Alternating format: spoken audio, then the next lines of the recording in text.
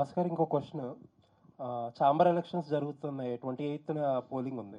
First nomination మీరు వేశారు, గీతా నుంచి ఇంకా కాంపౌండ్ నుంచి ఇంకా కొంతమంది వేశారు. బట్ ఏంటంటే లాస్ట్ రిజల్ట్స్ అదే ఫైనల్ లిస్ట్ వచ్చినప్పుడు మీ పేరు విత్డ్రా చేసుకున్నారు. అంటే ఎగ్జిబిషన్లో కానీ డిస్ట్రిబ్యూషన్లో కానీ ప్రొడక్షన్ 3 ఫీల్డ్స్లోని చాలా యాక్టివ్గా ఎక్స్పీరియన్స్డ్ పర్సన్ మీరు. అంటే మీలాంటి వాళ్ళు ఉంటాయి కదా ఛాంబర్లో, పైగా చాలా క్రూషియల్ ఇయర్. మనం నెక్స్ట్ 1 ఇయర్ ఇండస్ట్రీకి చాలా క్రూషియల్ అనుకుంటున్నాం. అండ్ ఛాంబర్ బిల్డింగ్కి సంబంధించిన ఏదో గొడవలు కూడా ఏదో నడుస్తున్నాయి. ఇలాంటి టైంలో ఇలా 3 ఫీల్డ్స్లోనే ఎక్స్పీరియన్స్డ్ ఉంది మీలాంటి వాళ్ళు ఉండాలి కదా. అండి అంటే ఫస్ట్ ఆఫ్ ఆల్ ఇప్పుడు వరకు ఎప్పుడు కూడా ఛాంబర్ ఎలక్షన్స్లో యాక్టివ్గా లేము. అయితే మొన్న ఛాంబర్ బిల్డింగ్ మనం కాపాడుకోవాలి అన్న ఒక దాంతో మన దాము గారు కానీ అరవింద్ గారు వీళ్ళందరూ కూడా నన్ను 100% చేయమంటే నేను దాన్ని నామినేషన్ కూడా వేసాము. But later what I thought was, అంటే ఇప్పుడు ప్రీవియస్ ఎలక్షన్స్ ఎక్స్పీరియన్సెస్ కానీ ఇవన్నీ చూసినప్పుడు నాకు అనిపించింది ఏంటంటే మోర్ దాన్ అంటే ఇప్పుడు మన మనసులో ఉన్నది లేదంటే మనకున్న ఎక్స్పీరియన్స్ ఇవన్నిటికన్నా కూడా ఈ ఎలక్షన్స్లో ఎక్కువ ఏంటంటే రాజకీయమే పనిచేస్తుంది. అంటే కరెక్ట్గా సినిమాలు చేసే ప్రొడ్యూసర్స్ ఇప్పుడు మనం ఒక 25-30 మెంబర్స్ ఉంటే కొంచెం ఫీల్డ్కి దూరంగా ఉండి ఒక ఎక్స్పీరియన్స్ ఉన్న ప్రొడ్యూసర్స్ మిగతా 300 మంది 400 మంది ఉంటారు.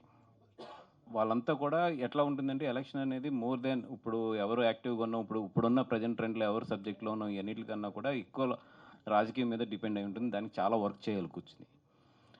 ఐ థాట్ లైక్ ఇప్పుడు అంత స్ట్రెయిన్ తీసుకోవాలని అనిపించింది నాకు. అది first thing. And second thing ఏంటంటే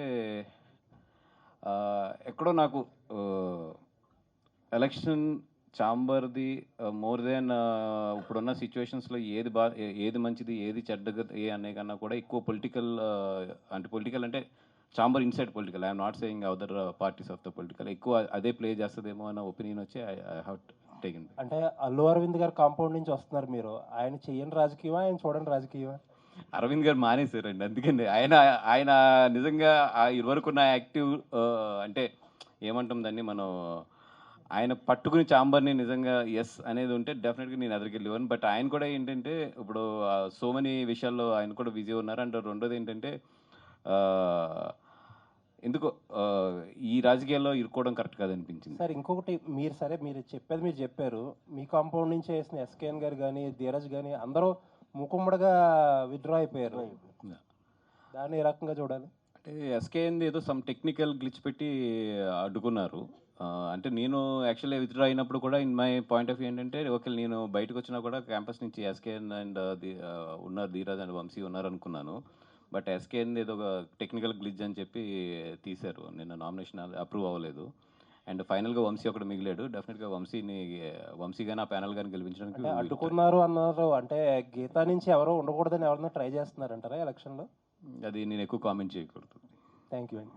అంటే మీ అవసరం బన్నీ గారికి ఉందా అప్పుడు ఛాంబర్ కంటే కూడా అని మీరు భావిస్తున్నారా? బన్నీ గారు పక్కనే ఉంటున్నారు కదా సినిమాల పరంగా. అది ఎస్ అండి, బన్నీ గారు అనేది ఇంకా పార్ట్ ఆఫ్ మై లైఫ్. అసలు apart from the business, apart from the anything, he's a part of my life and I'm part of his life. So అసలు అక్కడ అవసరం ఉందా లేదా అంటే క్వశ్చనే నాకు ఉండదు. అది ఏమంటాం మనం పొద్దున్నే లేచి కళ్ళు ఎలా తెరుస్తామో అది కూడా అంతే.